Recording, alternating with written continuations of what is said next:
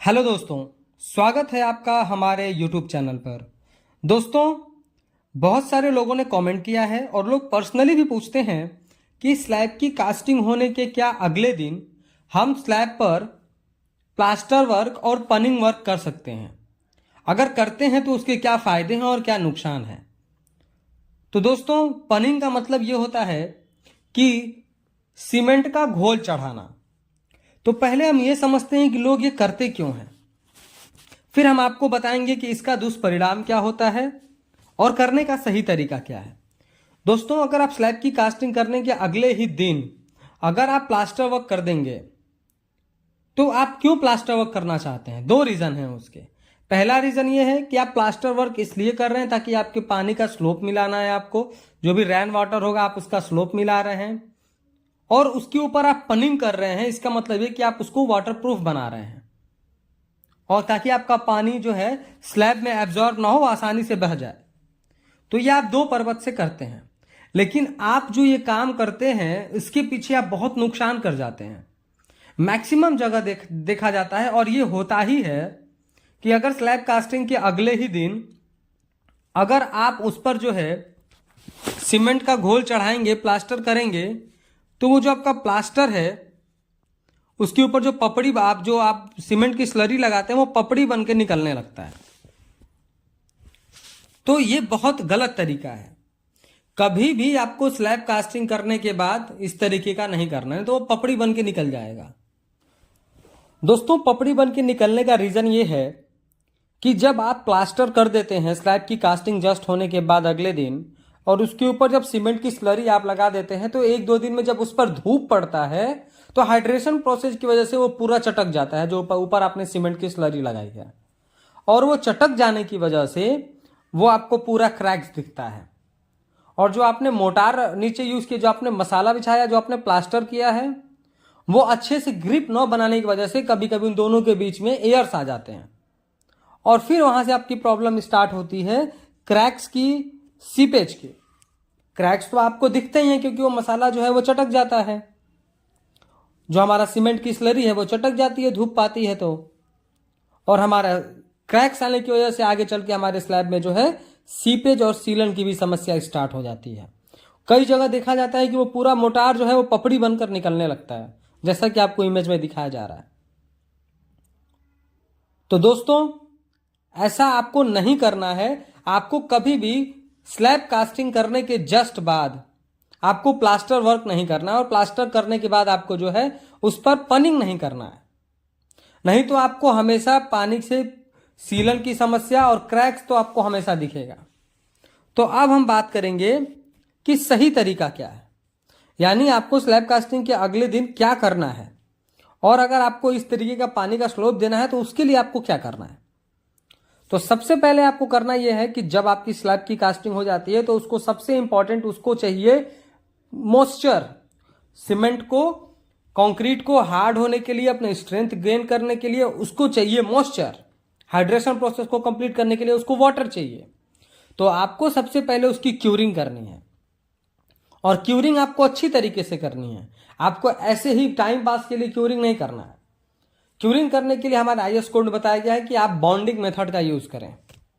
Bonding method ये होता है कि आप अपने स्लैब के एरिया को छोटे छोटे हिस्से में डिवाइड करते हैं मोटार से, और जो आप मोटार बनाते हैं, जो आप मसाला बनाते हैं, वो 1:10 का बनाते हैं। यानी अगर आप एक बैग सीमेंट का यूज कर रहे हैं मोटार बनाने में, तो 10 बैग आप बालू का यूज करते हैं। उसका आप प्रॉपर तरीके से मिक्स करिए, उसका मोटार बनाइए, और जिस तरह आपको इमेज में दिखाया जा रहा है इस तरीके से आप प्रॉपर उसको जो है छोटे छोटे हिस्सों में बांट दीजिए। जो आप मोटार लगा रहे हैं, जिससे आप बॉन्ड बना रहे हैं, क्यारी बना रहे हैं, वो उसको कम से कम 1.5 इंच ऊपर रखें। यानी उसको कम से कम 1.5 इंच तक उठा करके रखें ताकि पानी जो है उसमें भरा रहे।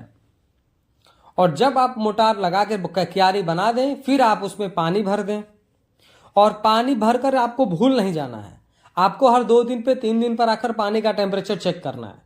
आप उस पर हाथ लगा कर देखिए, अगर पानी बहुत ज़्यादा गर्म है तो आप उसमें नया पानी भरें, उसमें कुछ और पानी मिलाएं ताकि उसका टेम्परेचर नॉर्मल हो और प्रॉपर तरीके से क्यूरिंग हो पाए। तो आपको ये करना है। उसके बाद आपको, अगर आप इस तरीके का अगर बॉन्डिंग मेथड यूज करके आप कम से कम 10 से 14 दिन तक प्रॉपर तरीके से क्यूरिंग कर देते हैं, उसके बाद आपको क्या करना है? उसके बाद दोस्तों बहुत जगह देखा गया है कि लोग स्लैब की कास्टिंग के अगले ही दिन छत पर जो है ब्रिक वर्क का काम स्टार्ट कर देते हैं, पैरापेट वॉल चलाने लगते हैं, या फिर नए फ्लोर के लिए उस पर मटेरियल इकट्ठा करने लगते हैं। इस वजह से भी क्रैक्स आते हैं, क्योंकि आपका जो कंक्रीट है अभी अच्छी तरीके से सेट नहीं हुआ है और आप उस पर लोड देंगे। कंक्रीट का अपना खुद का डेड लोड होता है, इसकी वजह से उसमें स्लोप आ जाते हैं, झुकाव आ जाता है, सॉरी डिफ्लेक्शन आ जाता है। इससे भी आपके स्लैब में क्रैक्स आ सकता है। सीपेज की प्रॉब्लम आपको बारिश के मौसम में स्टार्ट हो सकती है, तो आपको ये मिस्टेक नहीं करना है। मैक्सिमम जगह देखा जाता है। हाँ, अगर आप काम करना चाहते हैं तो आप कॉलम बनाने का काम कर सकते हैं, क्योंकि उस पर बहुत ज़्यादा लोड नहीं आएगा। आपको मटेरियल स्टोर नहीं करना है। आप मोटा मोटी इस तरीके से समझिए कि आपको भारी सामान उस पर ला करके नहीं रखना है। आपको सैंड, ब्रिक्स ये सब ला करके ऊपर स्टोर नहीं करना है। आप कॉलम का स्टार्टर बना सकते हैं। उसके बाद अगर आप चाहें तो अगर हफ्ता दिन हो गया है तो आप कॉलम की कास्टिंग कर सकते हैं। ये सब काम आप करें तो इसमें क्रैक्स नहीं आते हैं। एक और गलती लोग करते हैं जिसकी वजह से क्रैक्स आता है, वो है कि शटरिंग। मान लीजिए कि आपकी स्लैब की कास्टिंग हो गई और आप बहुत इनिशियल स्टेज में अपनी शटरिंग को खोल देते हैं, तो जो आपका जो कंक्रीट है, जो आपका स्लैब है, वो हल्का सा नीचे की तरफ झुक जाता है और उस झुकाव 2-4 mm के झुकाव की वजह से भी आपको ऊपर क्रैक्स दिखते हैं। तो इनको रोकने का सही तरीका यह है कि आप स्लैब की कास्टिंग के अगले ही दिन से प्रॉपर तरीके से क्यूरिंग करें और कम से कम 14-15 दिन के बाद ही अपने शटरिंग को कुछ कुछ हिस्से को हटाने दें। पूरी शटरिंग आपको कम से कम 20 दिन तक तो रखनी ही चाहिए, नहीं तो फिर आपको क्रैक्स, आपके स्लैब में क्रैक्स आने से कोई नहीं रोक पाएगा। और एक बार अगर स्लैब में क्रैक्स आ गई तो आपको प्रॉब्लम झेलना ही है। अब हम देखते हैं कि सही तरीका क्या है। मान लीजिए कि आपने स्लैब की कास्टिंग कर दी और आपको स्लोप मिलाना है, तो आप पानी के लिए स्लोप देना है, तो आपको सही तरीका क्या है, कब आप उस पर प्लास्टर कर सकते हैं और पनिंग वर्क कर सकते हैं। तो उसका सही तरीका यह है कि जब आप स्लैब की कास्टिंग कर दिए, प्रॉपर तरीके से आपने क्यूरिंग कर दिया, 14 और 15 दिन होने के बाद जो आपने क्यारी बनाई थी आप उसको तोड़ दें, जो आपने बॉन्डिंग मेथड यूज किया था। फिर आप जो तार वाली ब्रश आती है उससे अच्छी तरीके से रगड़ करके अपने स्लैब को साफ कर दें। ऊपर जो भी बालू के कण हैं उनको अच्छी तरीके से साफ कर दें, रगड़ के उसको निकाल दें। फिर पानी के प्रेशर से उसको अच्छी तरीके से क्लीन कर दें, कोई भी पार्टिकल्स ना रह जाए। उसके बाद आपको क्या करना है, उस पर सीमेंट की स्लरी लगानी है। उसके बाद आप उसके बाद आपको क्या करना है, सीमेंट की स्लरी लगाने के बाद आपको कंक्रीट बनाना है। कंक्रीट आपको बनाना है M20 ग्रेड का, लेकिन उसमें आपको छोटी वाली गिट्टी यूज करनी है। छोटी वाली गिट्टी आप उस पर बिछा करके अपना लेबल लेकर के जितना आपको स्लोप देना है आप स्लोप दे दें। उसके बाद आप क्या करें कि जो हमारा फाइबर मेश आता है, फाइबर मेश को बिछा दें, उसके ऊपर आप जो है सीमेंट की स्लरी लगा दें। नहीं तो एक तरीका आप ये भी यूज कर सकते हैं कि अगर आपको फाइबर मेश नहीं लगाना तो आप छोटा हल्का प्लास्टर का मसाला मार करके उसके ऊपर जो है आप पनिंग कर सकते हैं।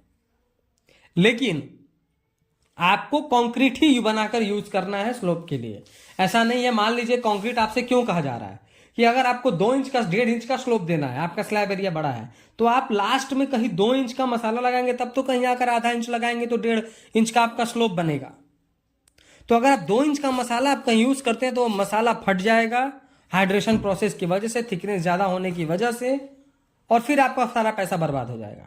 इसलिए आपको छोटी वाली गिट्टी का कंक्रीट बनाना है। उससे पहले अपना पूरा लेवल ले लेना है। फिर आप चाहें तो सीधा सीधा प्लास्टर का मसाला हल्का लगा करके चिकना कर दें और सीमेंट की स्लरी लगा दें। नहीं तो फाइबर मेश लगाने के लिए इसलिए कहा जाता है क्योंकि फाइबर मेश जो है वो अच्छी तरीके से उसमें जो है खुरदरापन होने की वजह से वो बॉन्ड को और मजबूत बनाता है, वो बॉन्डिंग बहुत अच्छे से कर पाता है।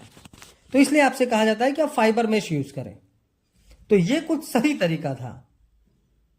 लेकिन अगर इस बात का अगर आपको जवाब चाहिए कि क्या छत ढलाई के बाद प्लास्टर करें, पनिंग वर्क करें या फिर प्रॉपर तरीके से क्यूरिंग करें, तो किसी भी इंजीनियर का जवाब ये होगा कि पहले आप क्यूरिंग करें। आप इस बात से अंदाजा लगाइए कि अगर आपने मान लीजिए कि आपने जो है स्लैब की कास्टिंग करी, अगले दिन आप उस पर प्लास्टर करके पनिंग वर्क कर दिए, और जब आप 14 से 18 दिन बाद जब शटरिंग खोलते हैं तो अगर 2 mm की भी झुकाव आती है आपकी शटरिंग में तो पूरा प्लास्टर क्रैक कर जाता है, तो आपका सारा पैसा बर्बाद हो जाएगा। तो आपको प्लास्टर नहीं करना है।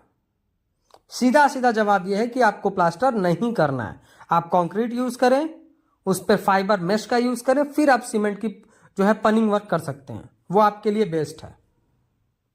दोस्तों वीडियो पसंद आया तो प्लीज वीडियो को लाइक कर दें, और अगर चैनल पर नए हैं, कंस्ट्रक्शन से रिलेटेड ऐसे ही इंफॉर्मेटिव वीडियोस इन फ्यूचर देखना चाहते हैं तो प्लीज चैनल को सब्सक्राइब करके बेल नोटिफिकेशन को ऑल पर प्रेस कर दें। Thank you.